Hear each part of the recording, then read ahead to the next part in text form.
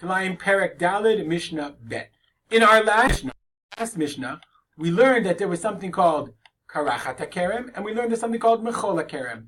And Karachat HaKerem, we learned, was a kerem that was barren on the inside. That there was an area that was barren on the inside, and we wanted to know what is the minimum size of the bald spot in the kerem in order that you could plant in the bald spot something else other than grapes. So Beit Shammai said it's 24 amot, and Beit Hillel says it's 16 amot. Then we learned Mechol HaKerem.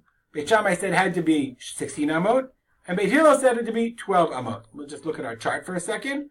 Okay, back to our chart. Beit Shammai said 24, and 24 and 16, and Beit Hillel said Mechol HaKerem 16 and 12.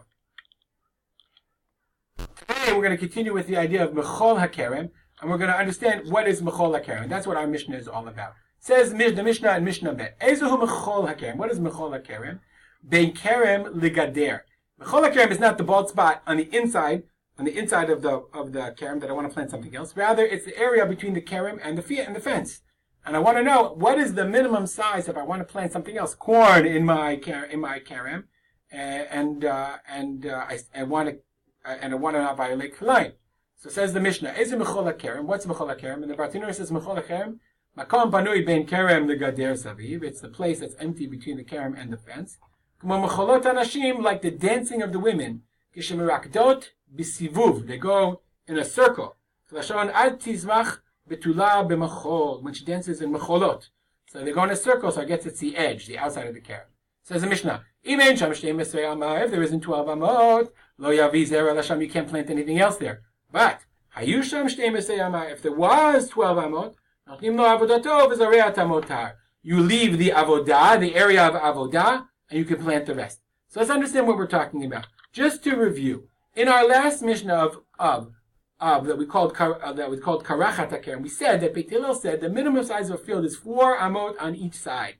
Since it's 4 amot on each side, therefore, I need an 8 by 8 area, and then the area of 4 amot around Avodat HaKerem, because remember, there's vines all over the place here. There's vines here, vines here. So I need an area of Avodah that's going to be open in order to act as a buffer between that and my new crop, whatever I'm going to plant over here. Okay, but now if we take this whole thing and we move it over, and we move it to, let's see if I can figure out how to move this whole thing at the same time. And we move it over, I want to move this whole thing over to well, that didn't work. Okay, if I take this whole thing, let's try to grab all of this stuff. Somehow Word is not the most cooperative when it comes to graphics. See if I got it now. I want to move this whole thing over. Okay? We'll move this in a second. There we go. I move this all over. So imagine that it's on the fence. It's on the edge. So first of all, the Bartenura says, listen, along the fence, a farmer always has a shvil, a 4-amma shvil along the fence. Now remember that Beit Hillel says the minimum size on one side is 4 amot. So therefore, if I have a Karachat HaKerem, that's a total area of 12 amot from the fence. Remember, the fence is over here. This is the fence. So I have 4 amot that I leave as a shvil, and then I have 4 amot one side of the field. I don't need both sides because remember, I'm up against the edge. And then I have the 4 amot avodah, and that's where we get the idea that Beit Hillel says that Mechol HaKerem is 12 amot. Okay, let me just repeat again. Let's look at the Bartenura for 1 second. The Bartenura says, Beit Hillel, you have 4 amot la'avodat HaKerem, v'zorei hashar. But if ein sham yud bet amot, if there isn't 12 amot, lo yuavi zera l'sham. Why? The 4 amot lahadei kerem avodat HaKerem. Let's go back here. These 4 amot are avodat HaKerem. 4 amot lahadei kotel, 4 amot next to the wall. Kivan delobis darei b'bnei tika kotel. Nobody plants next to the wall. The wall's here. So they always leave the 4 amot empty. The people can walk next to the wall. If you plant up to the wall will fall.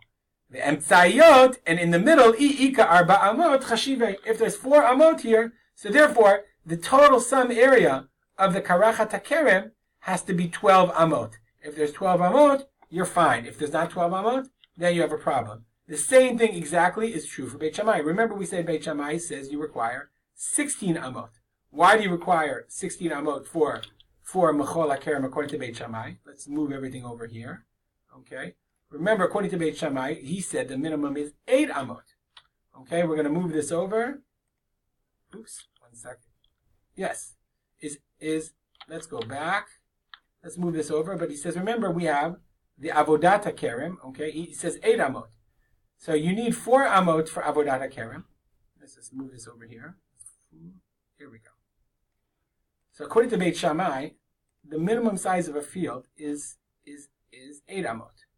Okay, that's what we said. Now we'll take 4 amot. Remember, is the size of the area next to the fence. Nobody plants near the fence 4 amot. I have 8 amot, the size of the field. Remember, and another 4 amot for Avodat HaKerem that goes along the Avodat HaKerem. How much do I have altogether? 16 amot, and that's why Beit Shammai says 16 amot. Because remember, you only need half the field. So 8 for the fence, 8 for the area of planting, and 8 for the Avodat HaKerem that divides between the Kerem itself. And that's how you get to 16 amot.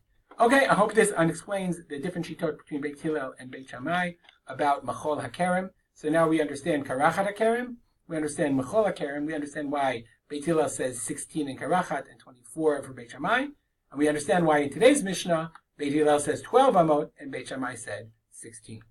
All right, if you have any comments or questions, that concludes our Mishnah for the day. If you have any comments or questions, please, as always, feel free to contact me at rspolter@gmail.com.